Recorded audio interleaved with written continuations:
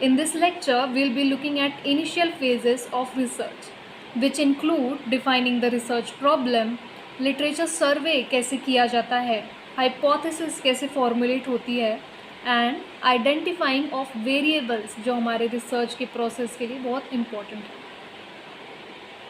Firstly, to begin with, what is a research problem?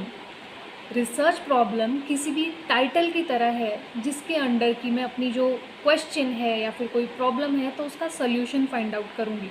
ये research study के बिल्कुल title की तरह है. It should be clear, specific statement of the issue या फिर गैप और question we want to solve. It is the heart of our research and everything else like data collection, all of the variables, data analysis, the conclusion revolves around the research problem. For this, our research must be generalizable. यानी कि मेरी research conduct करवाने के बाद मेरी जो conclusion है, findings है, it should be applicable to a larger population. Also, research problem should be selected after a thorough literature survey. इसी की वजह से जो मेरा रिसर्च प्रॉब्लम है वो सक्सेसफुली रिसर्च गैप्स को पॉइंट आउट कर पाएगा. जो करंट वर्ल्ड डायनेमिक्स है उनसे रेलेवेंट मैं रिसर्च प्रॉब्लम फाइनलाइज कर पाऊँगी. How to define a research problem? Begin with an area of curiosity. जिस भी एरिया में मैं क्यूरियस हूँ, जिस बारे में मैं ज़्यादा जानना चाहती हूँ, मेरा एरिया ऑफ इंटरेस्ट है, उस एरिया से मैं शुरुआत करके मेरा गोल है कि मैं किसी नीश टॉपिक तक पहुँच पाऊँ. यानी कि बहुत ही सिंगुलर प्रॉब्लम तक मैं पूरी चीज़ को रिड्यूस करते करते मैं यहाँ तक आऊँ कि मैं बस एक स्टेटमेंट में अपनी प्रॉब्लम को डिफ़ाइन कर पाऊँ. A major part of finding the research problem comes under the literature survey. This can prove to be a great path to discovering untapped research topic. यानी कि जितना thoroughly, जितना डेप्थ में जाके हम लिटरेचर सर्वे करेंगे उतने ही अच्छे टॉपिक्स, untapped टॉपिक्स यानी कि न्यू टॉपिक्स हमें मिल सकते हैं. Now, what is literature survey and how to do it? Literature survey इसे तब कहा जाता है कि जब मैं जाकर मेरे रिसर्च से रिलेटेड, मेरे एरिया ऑफ क्यूरियोसिटी से रिलेटेड ऑलरेडी जो सारी रिसर्च थीसिस प्रेजेंट है उनको स्टडी करूं. अब ये मुझे कहाँ मिल सकता है? Google Scholar, IEEE and Scopus जैसे प्लेटफॉर्म्स पर मुझे ये सारा रिसर्च मटेरियल मिल सकता है. Books by reputed authors, conference papers, government reports and working papers, मैं इन सब को भी इंक्लूड कर सकती हूँ अपने लिटरेचर सर्वे में. हमारा गोल है कि इंफॉर्मेशन को क्रिटिकली हम एनालाइज करें through carefully reading, organising and synthesising all the possible facts. अब लिटरेचर सर्वे जब हम डेप्थ में जाकर अच्छी तरह से करें तो उसके फ़ायदे ये होंगे कि जो पुराना काम है हम उसे रिपीट नहीं कर रहे होंगे, because now I will already know कि what types of research have been already conducted. It identifies what methods worked and what methods have already failed in the past. तो मेरे टॉपिक से रिलेटेड जो भी मेथड्स वर्क किए हैं मैं उन्हीं को रेप्लिकेट करके अपनी आगे की रिसर्च कंडक्ट करवा सकती हूँ without having the failures to face. Now we can spot gaps. यानी कि पहले किए गए काम में जो फ्यूचर स्कोप का जो पार्ट होता है थीसिस में, उसी के थ्रू हम रिसर्च गैप्स फाइंड आउट करके उन पर ही रिसर्च कंडक्ट कर सकते हैं. That becomes our research topic. And also it builds theoretical foundation about the topic we want to actually study. Now, step 3 is formulating hypothesis. But what is hypothesis? Hypothesis किसी भी research process में एक ऐसा prediction होता है जो कि clear और प्रिसाइज हो किसी भी एक फिनोमिना या फिर इवेंट के बारे में. साथ ही साथ मैं इसको टेस्ट भी कर सकती हूँ bye data collection, data gathering, analysis करके मैं ये हाइपोथेसिस सच में ट्रू है या नहीं इस चीज़ को वेरीफाई कर सकती हूँ. It can also be defined as a tentative answer to a problem. This is a major step in research as it will affect the manner in which the further research is to be conducted. It should always be limited to a specific scope. Now, we have types of hypothesis. Firstly, there is null hypothesis. It states कि दो events या फिर दो phenomena के बीच में कोई relation नहीं है. सो एब्सेंस ऑफ एनीथिंग, कुछ भी नहीं है, मतलब नल हाइपोथेसिस के बारे में हम बात कर रहे हैं. Next we have alternate hypothesis. ये नल हाइपोथेसिस के लिए दूसरा व्यू पॉइंट प्रेजेंट करेगा. अगर मेरा नल हाइपोथेसिस ये कहता है कि दो चीज़ों के बीच में कोई रिलेशन नहीं है, तो मेरा अल्टरनेटिव हाइपोथेसिस एक अल्टरनेट व्यू पॉइंट प्रेजेंट करते हुए ये कह सकता है कि इन दोनों के बीच में कुछ तो रिलेशन है. Next we have working hypothesis, जिसे कि रिसर्च हाइपोथेसिस भी कहा जाता है. It serves as a guiding idea for the research study and is subject to testing. जैसे कि हमने ऊपर देखा कि हाइपोथेसिस एक ऐसी स्टेटमेंट होती है जिसे हम टेस्ट कर सकते हैं, बट साथ ही साथ working hypothesis can also B refined through data collection and analysis. यानी कि मेरी जो हाइपोथेसिस है मैं उसको बार बार लेवल अप करके उसके नए वर्जन्स निकाल के उसे रिफाइन कर सकती हूँ. It represents the researcher's initial expectation or prediction about the outcome of the study. Next we have descriptive hypothesis. Here we describe about what we know of the phenomenon. Next we have relational hypothesis, यानी कि ये हमें बताएगा कि दो चीज़ों के बीच में, दो वेरिएबल्स के बीच में कैसा सा रिलेशन है. ना इसके 4 और टाइप्स हैं बेस्ड ऑन हम क्या क्लेम कर रहे हैं हमारे हाइपोथेसिस में, कि अगर दो से ज़्यादा वेरिएबल्स हैं या फिर जस्ट सिंगुलर वेरिएबल है, या फिर हम रिलेशन की डायरेक्शन स्पेसिफाई कर रहे हैं या नहीं कर रहे हैं. इसी के बेसिस पर रिलेशनल हाइपोथेसिस के 4 टाइप्स हैं.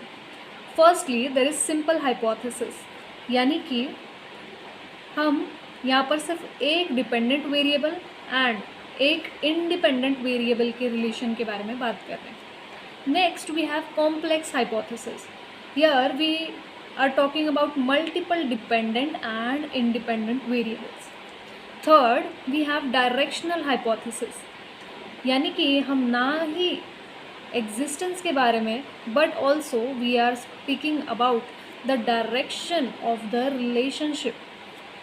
Fourth is non directional hypothesis, and as you can understand यहाँ पर हम कोई भी डायरेक्शन स्पेसिफाई नहीं कर रहे हैं कि कौन सा वेरिएबल किस वेरिएबल को अफेक्ट कर रहा है.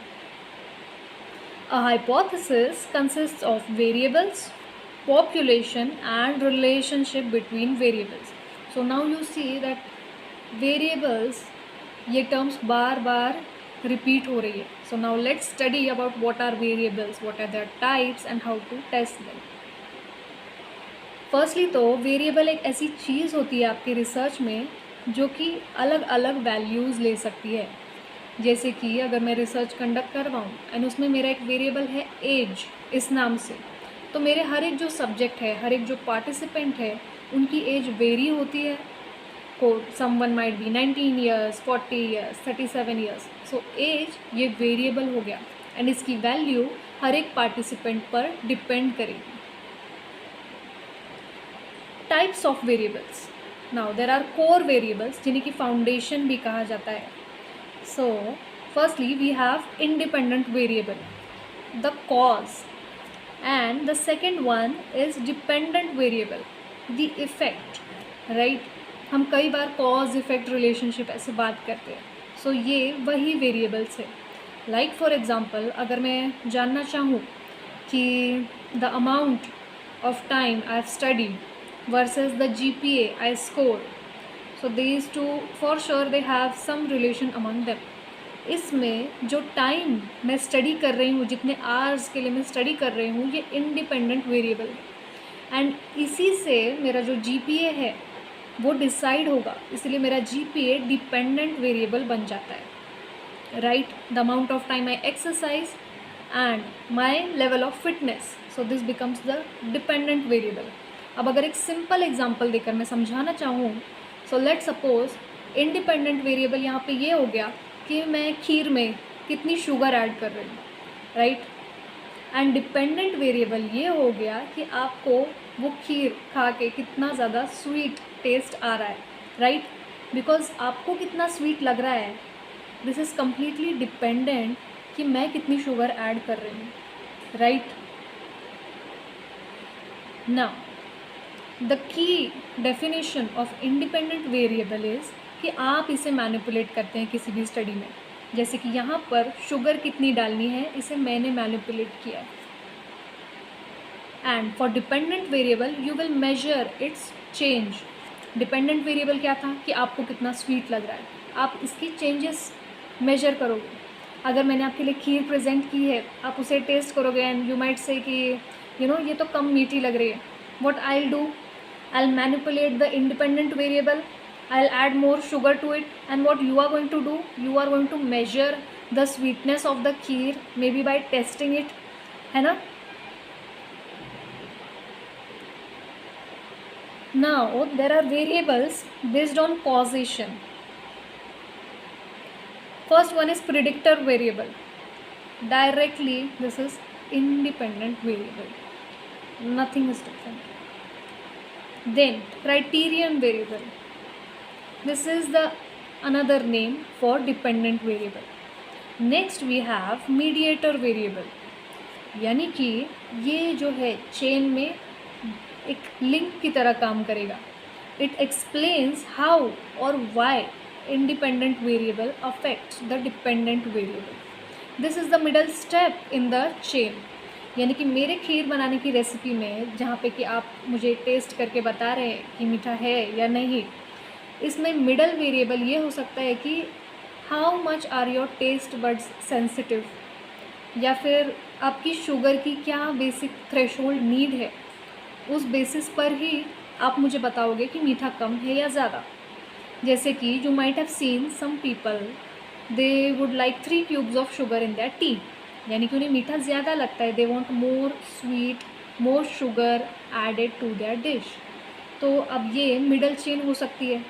I might add the correct amount of sugar, but depending on what is your preference, your result, the way you taste it can be different, and the feedback you give me can be different. So this is the middle term, this is the mediator variable, that what is your choice in sweet.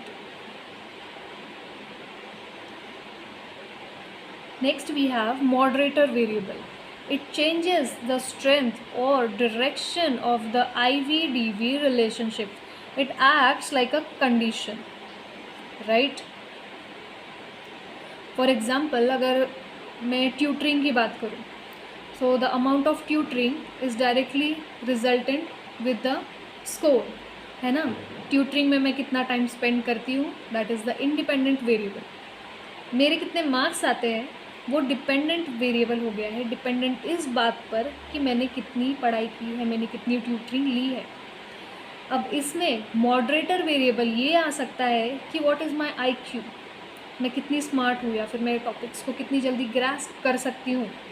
तो इसके basis पर अगर मैं tutoring में कम time भी spend करूँ, so I might get more marks, right? तो इसीलिए जो IV-DV का रिलेशनशिप है, इसकी डायरेक्शन या फिर स्ट्रेंथ भी मॉडरेटर वेरिएबल डिफाइन कर सकता है. Now there are variables based on measurement scales. Firstly we have quantitative variables, यानी कि numbers, numerical data. अब इसमें discrete अगर मैं कहूँ तो number of students in the class, number of siblings you have, number of people living in your house.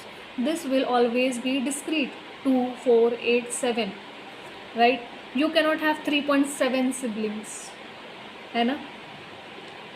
Next we have continuous variables, यानी कि the time, the amount of study you do, the hours you spend in studying, your height, your weight, length of anything, है ना? These are continuous. जैसे कि 2.75 hours, your height might be 6 feet 2 inches, and here you have the continuous range of things. Here you are measuring things. It could be, your weight could be 57.4 that ways. So here you have decimal point. Next we have qualitative variables. Here we have words. In quantitative we had numbers. So for words we have categories. Nominal में you will only have categories, you only have labels. There is no arrangement among them. Like gender can be male or female. Your marital status can be married, unmarried, or single. Whereas the ordinal scale, here we have the ranking as well. Like the level of satisfaction can be very poor, poor, average, good or excellent. मैंने ranking they the, right? Here variables based on study design. First is active variables. यहाँ पे हम सिर्फ groups को create करके study कर सकते हैं. किसी भी ट्रेनिंग प्रोग्राम में 2 ग्रुप्स क्रिएट करके एक ग्रुप ट्रेनिंग रिसीव करेगा, दूसरा ग्रुप ट्रेनिंग रिसीव नहीं करेगा. We can only differentiate between the groups. हम सिर्फ अरेंजमेंट्स चेंज कर सकते हैं. Next we have attribute variables. इन्हें हम सिर्फ मेजर कर सकते हैं, हम इन्हें असाइन नहीं कर सकते. किसी की हाइट, किसी का वेट, ये सारे एट्रीब्यूट्स हैं. इन्हें मैं सिर्फ मेजर कर सकती हूँ, मैं इन्हें स्विच नहीं कर सकती, मैं इन्हें चेंज नहीं कर सकती, मैं इनसे टेम्पर नहीं कर सकती. Next are experimental variables. यहाँ पर मैं कंट्रोल्ड एनवायरनमेंट में सब कुछ चेंज करके देख सकती हूँ. जैसे कि ड्रग ट्रायल में आई कैन हैव 5 और 10 और 20 mg of dosages. Lastly there is non experimental variables measuring naturally occurring relationships within surveys. यानी कि TV watching hours versus the GPA I score. Now, how are we going to measure these variables? So, based on that, we have various types of scales. Firstly, nominal scales. इसे हमने ऊपर भी देखा. There are only categories. सिर्फ labels होते. Your hair color can be black or brown or blonde, etc. Your eye color, your gender, the statement can be true or false, right? Your school type can be government और private. यहाँ पे हम सिर्फ frequency count कर सकते हैं. There is no order, there is no numbers, you can not add और subtract. Next we have ordinal scale. यहाँ पे कैटेगरीज तो होती हैं but these are ranked. For example when you go to Starbucks to have a coffee, so you have the definitions like small, medium or large. Within ratings also, जैसे कि 5 star ये सबसे highest rating होती है. उसके बाद 4, 3, 2, 1, 0, right. So there are levels. Next we have interval scales. यहाँ पे इक्वल इंटरवल्स तो होते ही हैं but there is no true zero within it. कैसे?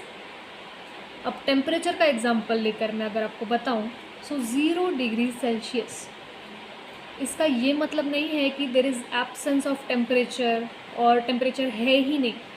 0 डिग्री सेल्सियस को भी मैं 273 केल्विन से इक्वेट कर सकती हूँ. यानी कि टेम्परेचर स्टिल एग्जिस्ट. अगर मैंने 0 यहाँ पे कहा तो इसका ये मतलब नहीं है कि किसी चीज़ की एब्सेंस है. रेशियो स्केल, यहाँ पर सचमुच में अगर मैं 0 कहूँ तो उसका मतलब 0 ही होता है.